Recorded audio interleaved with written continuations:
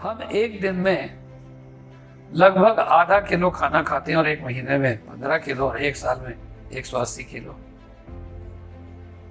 लेकिन जब हम अपने वेट को रोज एक महीने बाद, एक साल बाद कंपेयर करते हैं तो हम पाते हैं हमारा 1-2 केजी वेट बढ़ता है, उतना ही रहता है या घटता है।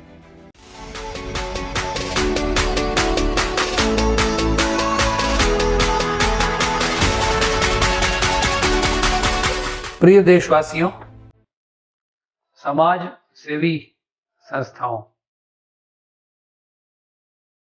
क्या आप जानते हैं कि जीवन में अगर किसी की उपयोगिता है तो वो है क्या?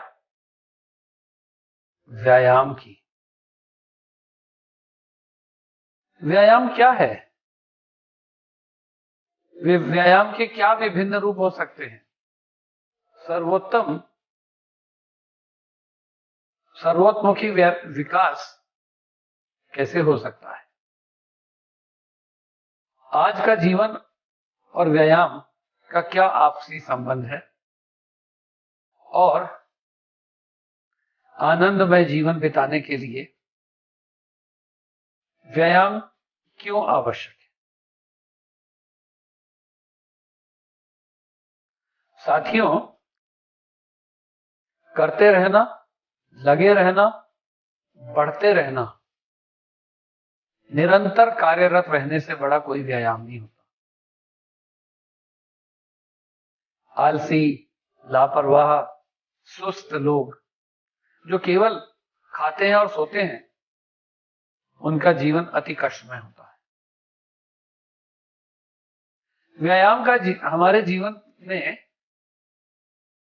बड़ा महत्व इसलिए है कि शरीर को स्वस्थ बनाए रखने के लिए नियमित रूप से कुछ ना कुछ करते रहना, ये मनुष्य की आवश्यकता भी तो है। व्यायाम कह दीजिए, योग कह दीजिए, शरीर का चलना कह दीजिए, मानसिकता का बढ़ना कह दीजिए। यदि हम अपनी निरंतरता की ओर ध्यान देते हैं, तो जो भी हो, हम स्वस्थ रहते हैं। और स्वस्थ शरीर में ही स्वस्थ आत्मा निवास करती है। हमारे जीवन में अपने शरीर में से पसीना बहाने के लिए चलना एक तरीका हो सकता है, दौड़ना एक तरीका हो सकता है, जिम जाना एक तरीका हो सकता है, आउटडोर गेम्स खेलना एक तरीका हो सकता है, और घर की सफाई एक तरीका हो सकता है। लेकिन अगर हम अपने समय को बिताते हैं नहीं, लगाते हैं, हमारी शक्तियों को कंज्यूम करते हैं, वेस्ट नहीं करते, तो निश्चित रूप से हम व्यायाम कर रहे हैं। शिक्षा हो या सैनिक शिक्षा, युद्ध हो या युद्ध से हानियां, सभी में हमारा नित्य ही कुछ ना कुछ कार्य करते रहने का प्रयत्न और प्रयास होता है। किंतु इन कार्यों को हम व्यायाम की श्रेणी में इसलिए नहीं रखते कि कई बार इससे हमारे अंदर का कार्बन डिस्चार्ज होता है और कई बार नहीं होता। प्रत्येक अंग का संचालन, प्रत्येक हड्डी पसली का प्रयोग और मानसिक तनाव मुक्त बौद्धिक क्रीड़ा हमें दृढ़ बनाती है। विद्यार्थियों को निश्चित रूप से खेल के माध्यम से बाहर शुद्ध हवा लेने के लिए ग्राउंड्स में जाना ही चाहिए, और व्यायाम से, क्रीड़ा से केवल शरीर स्वस्थ नहीं होता, वरन हम जिन बुद्धिजीवियों के संपर्क में आते हैं, विवेकशील लोगों के संपर्क में आते हैं, उनसे नई नई पद्धतियां, तरीके, माध्यम भी सीखते हैं। इसलिए आवश्यक है कि हम स्वच्छ वायु प्राप्त करने हेतु हरियाली में सुबह के समय, विशेष रूप से सूर्योदय के समय, सूर्य नमस्कार तो एक व्यायाम है ही, इसके साथ साथ दौड़ना, खेलना, कूदना और विभिन्न प्रकार के आयामों के साथ व्यायाम हमारा करना निश्चित रूप से कर्तव्य ही होना चाहिए। यदि हम ऐसा करते हैं तो निश्चित रूप से हम तनाव मुक्त रहते हैं, क्योंकि हमारे अंदर जो अतिरिक्त ऊर्जा होती है वो कंज्यूम होती है। कंज्यूम होने के कारण से हमारे अंदर कार्बन नहीं होता, एक्स्ट्रा एनर्जी नहीं होती, इसलिए हम भविष्य में दुर्बल भी नहीं होते, निर्बल भी नहीं होते और भविष्य के प्रति जागरूक, सजग और एक्टिव होते।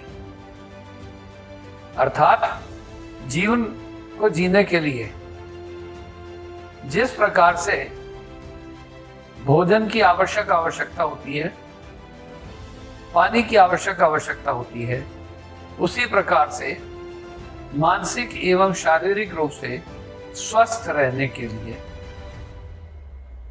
कुछ ना कुछ पसीना बहाने की आवश्यकता भी होती है।